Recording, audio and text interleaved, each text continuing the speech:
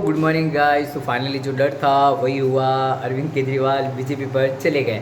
उनकी मुंह बोली बहन ने कल स्टेटमेंट दे ही दिया कि जो मुंह बोली बहन वही आप जो जानते हैं आतिशी जी, और उनको किसी बात का नॉलेज तो है नहीं, मगर फाइनली उनको ये पता है कि क्या बोलना है। वो बोलना है सिर्फ बीजेपी के बारे में बोलना है। तो उन्होंने सारा जो भी मैटर था वो पूरा बीजेपी पे डाल दिया।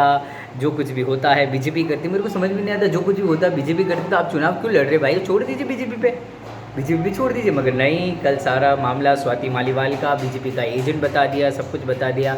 और फाइनली अब स्वाति मालीवाल भी मेरे ख्याल से थोड़े दिन बाद में उनको लगता है कि बीजेपी ज्वाइन कर लेंगे, मगर ऐसा कुछ नहीं है। और करे तो भी अच्छा है। मेरे को ये समझ में नहीं आता कि अरविंद केजरीवाल को हमेशा बीजेपी आगे पीछे बीजेपी ही क्यों दिखती है। उनको खुद का कुछ मैटर दिखता ही नहीं है। और सबसे बड़ी बात है, इस पर अभी तक राहुल गांधी जी का कोई मैटर नहीं आया है।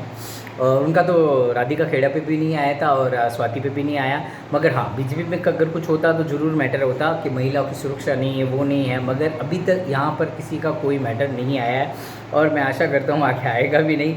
मगर फाइनली अरविंद केजरीवाल बोले, और ऐसा फाइनली बीजेपी पर ही बोले, क्योंकि उनको सिर्फ सब जो प्रॉब्लम है उसकी जड़ बीजेपी दिखती है। तो मेरे ख्याल से अरविंद जी, आपको राजनीति छोड़ देनी चाहिए। दिन भर बीजेपी की माला जपनी चाहिए, मंदिर में बैठ जाना चाहिए, मोदी जी के मंदिर में। ठीक है, मोदी जी का मंदिर बना दो, दिन भर उनकी माला जपते रहो, क्योंकि आपको फालतू जनता से, दिल्ली की जनता से दूर लेना देना है नहीं।